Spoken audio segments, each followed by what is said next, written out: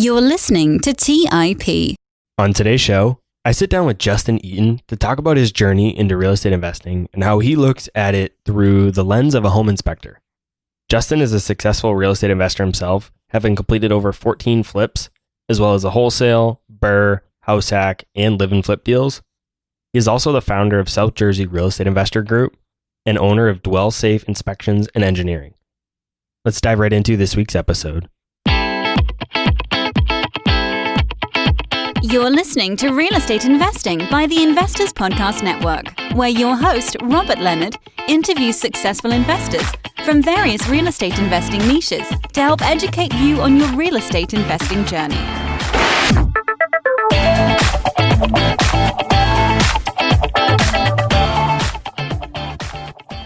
Hey everyone, welcome to today's show. As always, I'm your host, Robert Leonard, and with me today, I have Justin Eaton. Welcome to the show, Justin. Hey Rob, thanks for having me, man.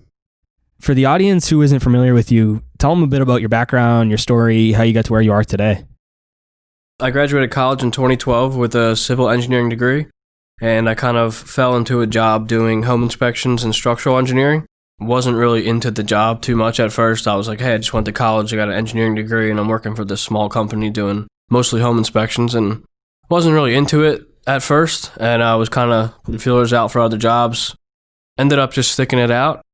I got better at the home inspection stuff, and eventually I got my home inspector's license.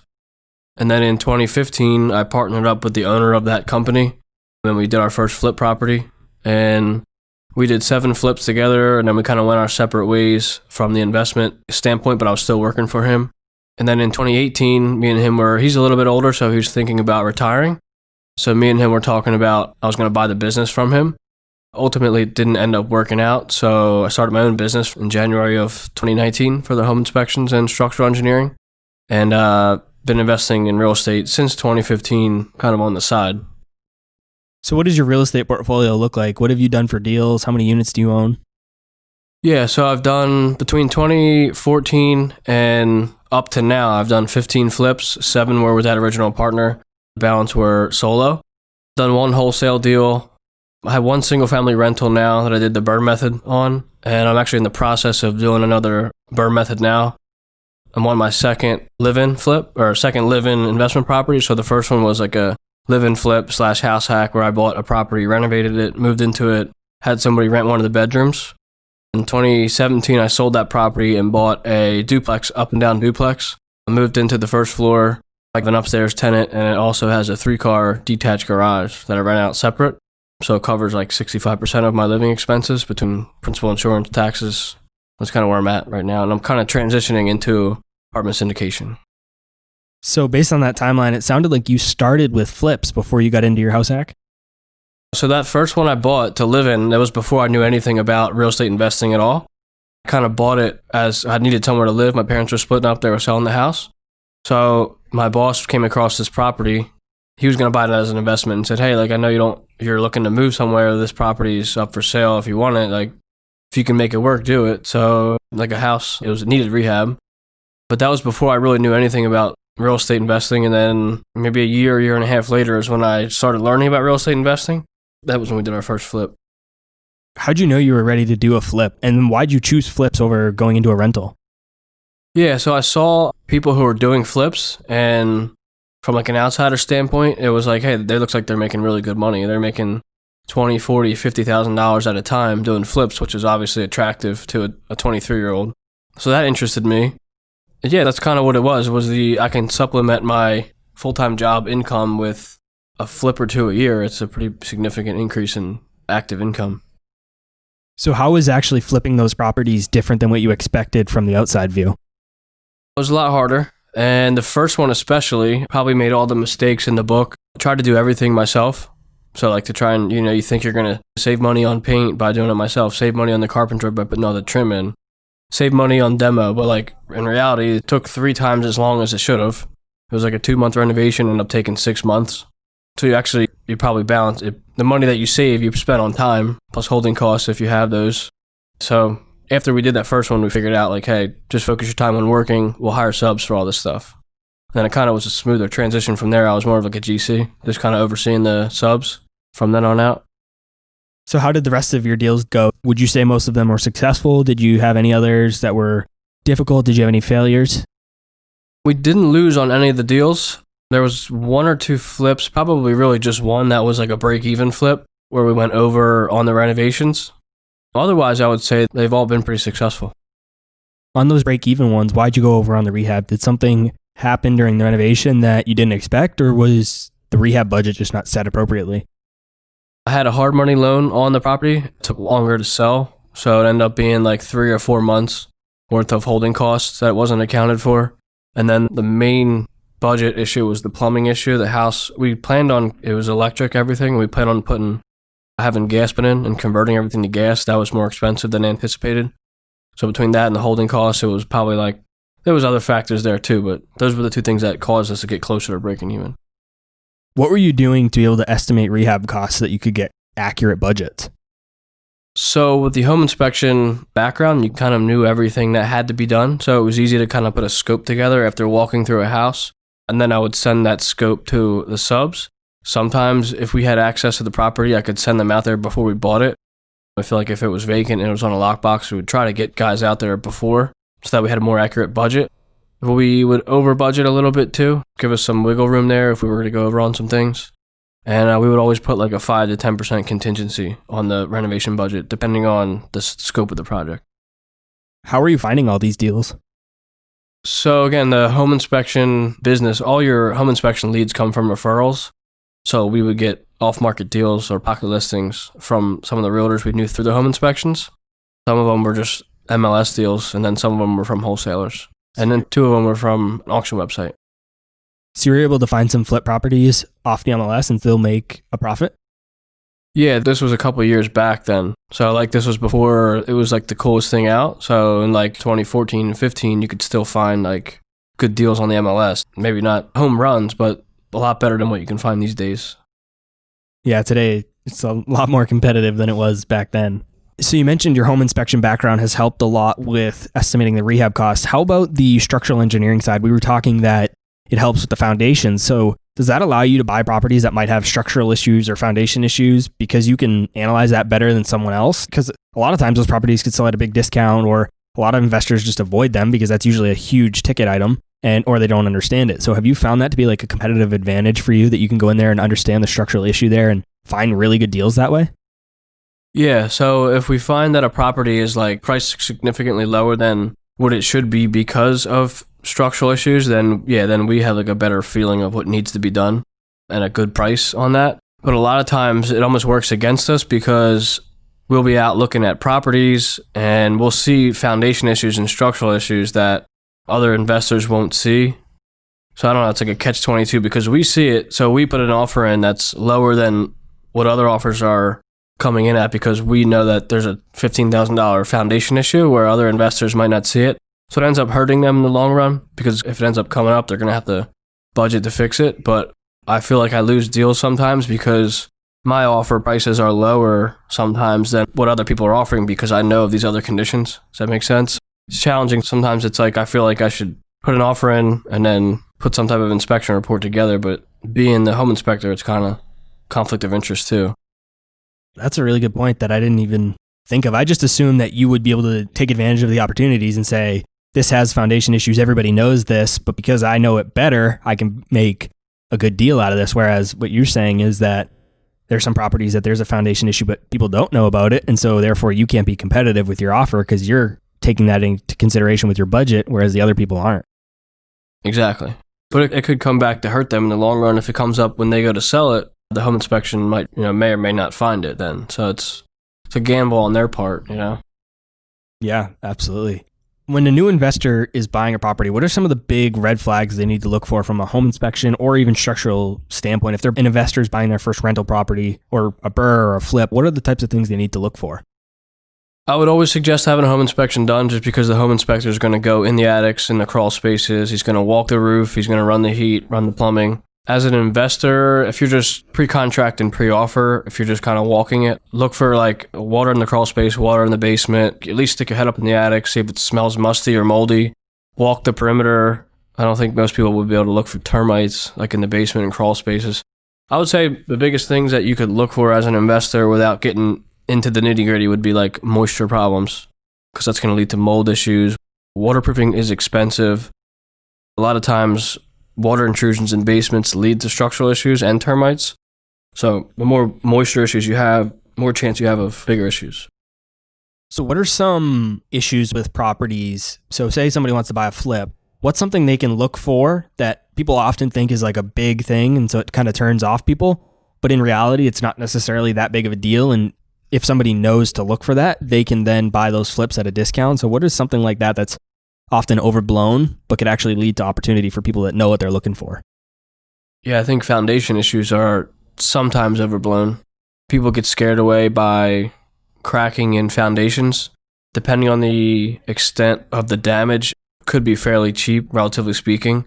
So like an investor might think, oh, this is going to cost me 20 grand to fix this foundation, where really it might only be like 5. That's probably the biggest one, would be the foundation issues. It's not terribly expensive to fix if it's fixable. And so where are you buying all of your flips these days? I haven't done many flips lately. I did 2 in 2018. They were both pocket listings, off market from realtors. We're in New Jersey recording today. Is that where you're buying all your properties? Yeah, they're all in South Jersey. You said you're going into the syndication space. Talk to us a little bit about your plan there and how you plan on raising capital. Yeah, so I have a pretty good network of friends and people I've met through home inspections and through real estate investing transactions, where I kind of grew like a network of like people who might have some extra money to invest. So right now I'm in the process of putting together soft commitments from investors to raise capital, and then possibly bring on other members of the GP side, general partnership, who also could bring on limited partners too. Right now I'm trying to figure out how much capital I can raise by myself. And then once I know how much capital I can raise from private investors, I'll be able to target specific properties, maybe a 20 to 30 unit, maybe a 40 to 60 unit, somewhere in there. Planning on doing 1 or 2 local like that first, and then target out-of-state markets. How are you approaching these investors when you're reaching out to them saying, hey, I'm doing a syndication? What are you saying to them when you're asking for them to invest?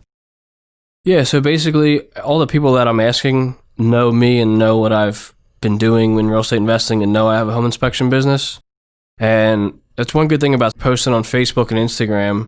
People are seeing what you're doing. So then like they're comfortable with what you're doing, and they're comfortable in you, and they know that you know what you're doing in that space. So I basically explain to them, this is what my real estate investing experience is. Most of them would already know, but I would basically tell them I'm in the transition now from 1 to 4 unit investing into apartment syndication, and I'm looking to raise private capital to use that to invest in larger properties. How did you know that you were ready for a syndication, right? I mean, you've done a lot of flips, which is obviously great, but you've only done 2 rentals and a couple house hacks. How did you know you're ready to go to a large syndication, not as a passive LP, but as an active GP? It doesn't translate all the way through. Like you're going to read books and learn, but you're not going to like really learn until you do it. But I think I've read enough about it and done enough research and networked with enough people to at least start the process.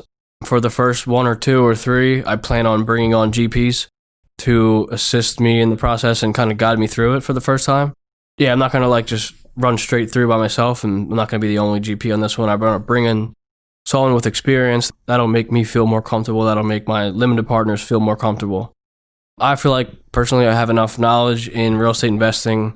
I feel like I know enough about how apartment properties are valued and how they work, NOI, cap rate and all that. I feel like I have enough knowledge to make that next step. And if I partner with the right people on the GP side, I can make the right moves. How are you finding those co-GPs to join your deal? Just local network groups. Matt Faircloth here out of this office, he lives obviously near here, which is kind of where I'm from. So I met him through some local events. He's kind of the first one I reached out to co-GP with. And he said he was all for it. I've talked to some other people about coming on GP side that don't really have real estate investing experience, but have people that they're friends in their network that can bring on capital. So those are the 2 avenues I'm pursuing from the GP partnership. Yeah, you need someone that has the real estate experience, but also you want somebody that can bring in the capital and help you with that side of things. Exactly. So for your first syndication, are you looking for 100, 200 unit property, or are you looking for more like a 50 unit, start maybe mid-size or a smaller syndication? I was planning on targeting like a 30 to 60 unit in South Jersey. And are there a lot of properties in that area of that size? Yeah, there's more than you would think. So like if you're not looking for those properties, you don't necessarily see them. In the last like 2 years, once I actually started like looking around at the types of properties I'm driving by on a daily basis, there's a lot more than you would think. So yeah, I think there's definitely deals to be had. You're going to have to probably find them, hook up with the owner off market. You're not going to find them on the MLS or LoopNet or wherever. If you get the right deal, you're going to have to be off market. Yeah, that was going to be my next question. How are you finding these deals? Because you're not going to see a big for sale sign in front of a 60 unit apartment building, right? Yeah, exactly. I drive for dollars, so Bigger Pockets talks about that a lot. So I'll write down the address of an apartment complex. I'll go back and look up the tax records, see who owns it, and then I'll either mail them a letter or try and reach out to them via phone call, try and get a hold of them somehow directly. So when you're competing in a market, obviously you mentioned Matt Faircloth, who's here at PodMax with us today, and he's going to co-GP a deal with you, so he's not necessarily competition, but there's obviously other competitors in the market. How are you combating against other competitors and making sure that you win these off-market deals?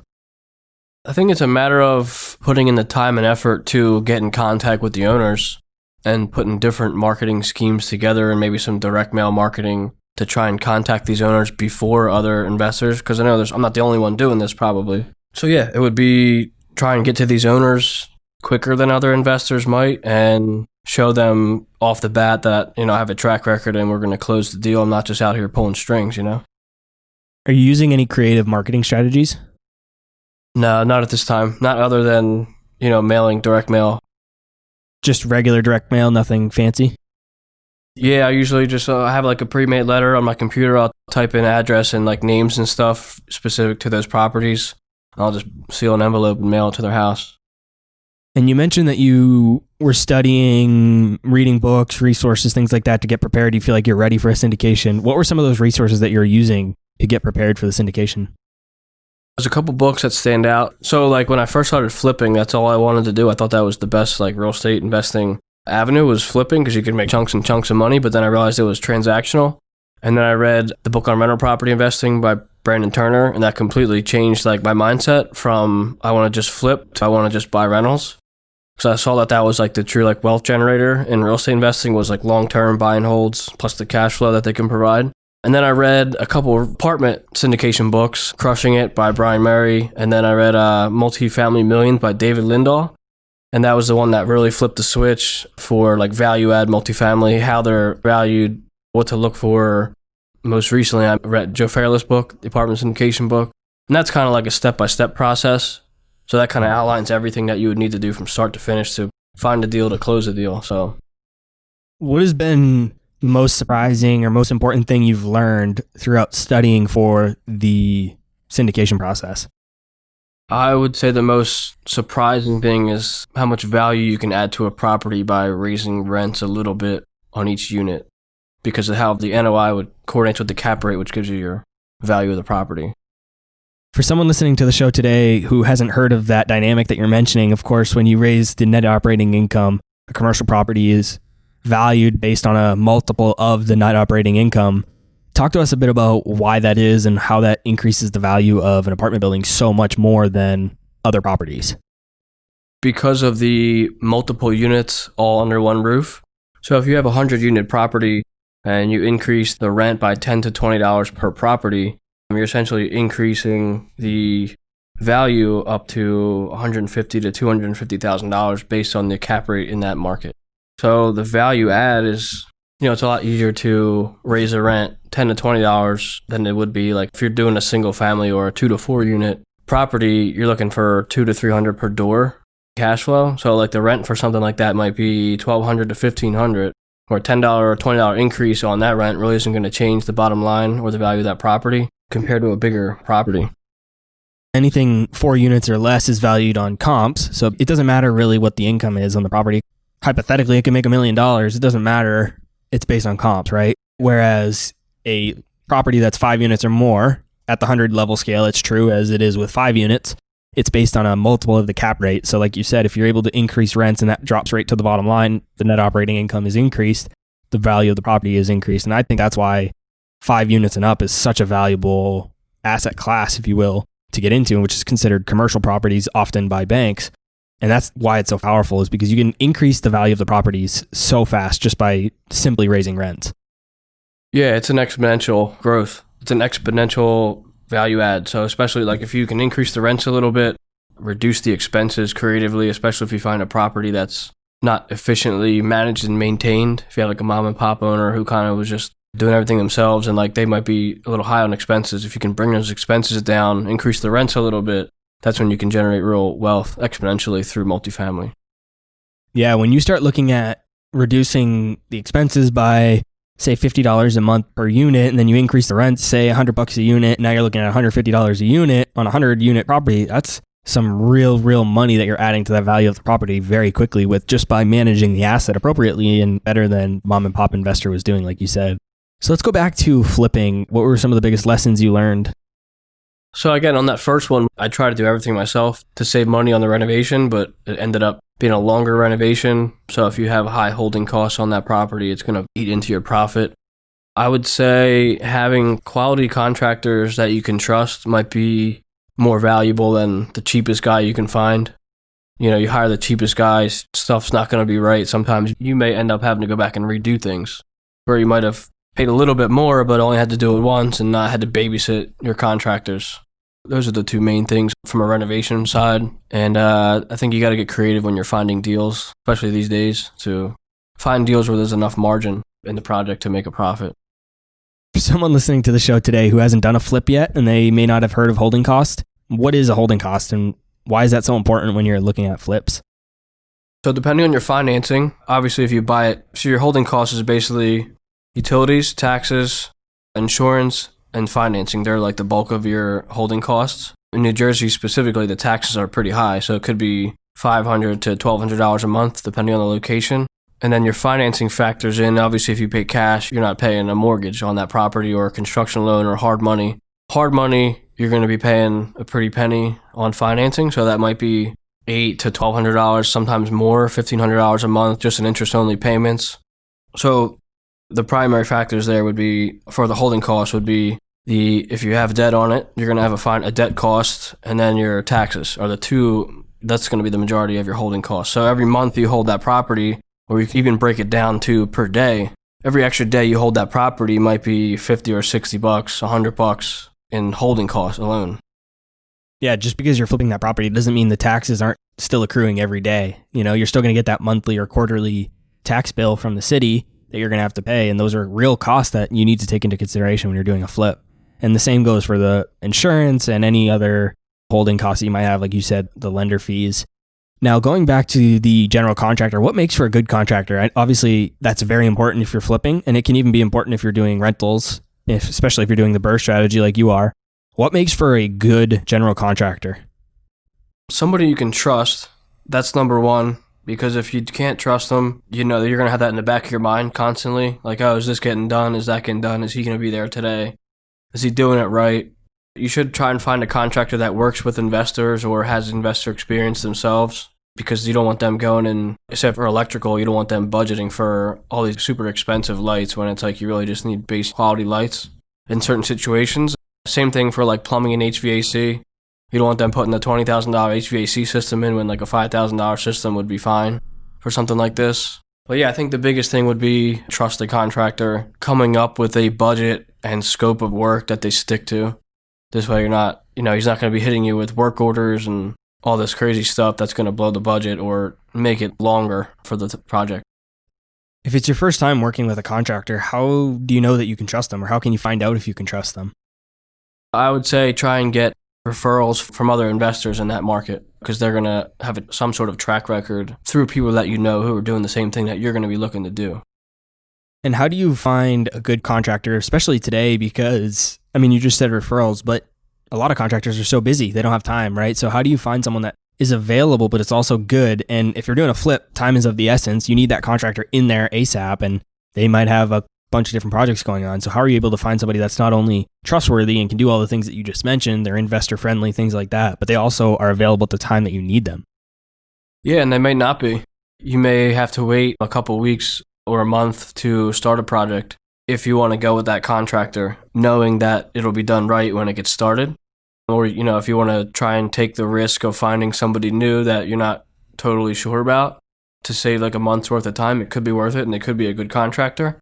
I would say other ways to find those types of contractors would be through like network groups, real estate network groups, business groups.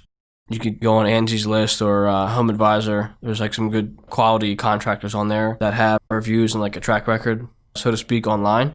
But that's the other difficult part of the renovations is finding a good contractor who can, especially right now, there's so much construction going on. A lot of these contractors are backed up a couple weeks or months, on their timeline for starting. So it's tough. Yeah, I think that's probably the hardest part, right? If they're that good, they're going to be booked, right? That's just the way it is. It's a competitive market right now. There's a lot of deals going on. There's a lot of money in the market. If they're good, they're going to be booked out probably for a few weeks. Have you ever delayed a flip? Have you bought a flip knowing, and then you found out you couldn't have your contractor for a few weeks and you decided to just eat those holding costs for a few weeks because you really wanted to get that specific contractor in there? Yes. So the way I've done most of mine, like I basically GC the job myself. So I'll have subs go in there. So if it's a contract, like I'll always use the same guy for like kitchen cabinets and tile. Sometimes if I get to the point where I'm ready for kitchen cabinets and tile and he's like a week or 2 or 3 out, I will wait because it's worth it for me to have him in there. I know it's going to be done right. Tile and cabinetry are going to look good. But usually there's like things in between, like electrical, plumbing, HVAC. I haven't had major delay issues with those guys. Usually I can get them in on a timely manner. But usually it's the skilled carpentry and tile guys that's a little more booked. If you're using a general contractor, then kind of throws a wrench into that whole situation. But for me, it's easier if I have guys that I'm hiring individually, because if one of them can't get in right away, at least I can get the other ones in there to get started and get it going. Yeah, as the GC, you could send in the plumber, right? And then if the next guy's the electrical and he's not available for a couple of weeks, maybe you send in some guy to do some carpentry or something else. You could kind of finagle that because you're the GC rather than bringing in the entire GC team who's going to just hire out the subs. Now, how about your draw schedule? How do you manage that? What are your tips or hacks that you use to successfully manage your draw schedule so that you're not just giving them the full lump sum money? Oh, you mean from a construction standpoint to the contractors? Usually I'll do, depending on the scope, they'll do like a materials down payment and then like partial labor, depending on the scope of work. And then sometimes I'll set it up to where they'll put a materials list together, and then they'll do like an order through Home Depot or somewhere, and I'll call and pay for it. So I'm not giving them the money, and the materials will be paid for, and then I'll give them a labor deposit, usually like a third or 1/2 labor deposit to get them in there and get started. And have mentors played a big role in your real estate journey so far? A lot of my flip experience, so I did have like a real estate investing mentor for the flip space in the beginning, and I kind of like followed along his path, but not like directly with him. I kind of was just like watching from the side more so. There was a lot of learning on the fly with me, and I learned pretty quick. And once I started learning about real estate investing, I started reading more books. That definitely helped me grow quicker and learn better that way too. What books and resources helped you in the flipping space? We talked about some in the syndication space. What helped you in the flipping space? Estimating rehab costs. That one, and I think maybe just more online research on the flip space through Bigger Pockets forums and Home Advisor and stuff. But I think a lot of the knowledge came from existing home inspection, building knowledge in addition to flip experience after the first few. Throughout everything you've done, studied, what has been the biggest thing you've learned, and what is the biggest piece of advice that you'd give to someone listening to the show today? Try not to think about it too much. Like if you're going to get started in real estate or any business, a lot of times you can get analysis by paralysis. You don't ever start. You're just constantly running numbers on deals, and you're going to find something that's going to be close, but then you're like, oh, well, but the numbers aren't great. And it's like, eventually you just got to pull trigger on something and do at least one deal, get your foot in the door and get some experience. That'll give you the confidence, and you're going to learn from it going forward. You can't sit around and wait. You got to get in the game eventually, even if you just break even on 1 or 2 in the beginning. Now that you've done house hacks, flips, and you've done a couple rentals, what do you think the best way is for a new investor to get started? Where would you recommend somebody brand new to real estate starts? Should it be a flip, a house hack, a rental? Depends on what they want to do. I would say a house hack is the holy grail of getting your feet wet in real estate investing, because you can buy something that needs work And then, you're going to get some construction or flip experience that way. And then if you want to be a landlord or if you want to get rental properties, you're going to be like an on-site landlord, essentially, if you're living in that property, renting the other parts of it out. And the financing terms are also attractive for a living property, investment property. So you can get into the deal for cheaper most times. Yeah, so I would say like a fixer-upper 2 to 4 unit that you plan on living in would be the best way to start. Because, like I said, you're going to be able to get into it for fairly cheap, and then you're going to get experience fixing it up and then landlording at the same time. So a combination of a house hack and a live and flip? Yeah. My first property was a house hack, and then my second property, which I live in now, was a live and flip. And I've done rentals since then, but my second property, like you said, was a live and flip. I think those are both really good strategies. Justin, thanks so much for coming on the show today. Where can the audience go to connect with you and just learn more about all the things you got going on? Yeah, so my home inspection structural engineering business is DwellSafe Inspections and Engineering. You can go to dwellsafenj.com to learn more about that business. I have an Instagram. It's Eaton_homes. That's like mostly my flip stuff, and like some of my rental properties and pictures are on there. And I also host South Jersey Real Estate Investor Group, which is a local networking group in South Jersey. We usually meet up like once a month to network there. And it's been good. I've seen a lot of deals get done there, partnerships, friendships, businesses formed there. So that's been really beneficial. I'll be sure to put links to all those different resources in the show notes. You guys can go check that out. And as always, I'll put a bunch of books in the show notes that relate to the topics that we've talked about so that you guys can go read up more if there's specific topics you want to learn about. Justin, thanks so much for coming on the show. I really appreciate it. Yeah, man. Thank you. All right, guys. That's all I had for this week's episode of Real Estate Investing. I'll see you again next week. Thank you for listening to TIP. To access our show notes, courses, or forums, go to theinvestorspodcast.com. This show is for entertainment purposes only. Before making any decisions, consult a professional. This show is copyrighted by the Investors Podcast Network. Written permissions must be granted before syndication or rebroadcasting. Thanks for watching. Make sure to subscribe and hit that notification bell so you don't miss out on our next podcast episode and new investing resources. What are your takeaways and thoughts about this discussion? Let us know in the comments section below.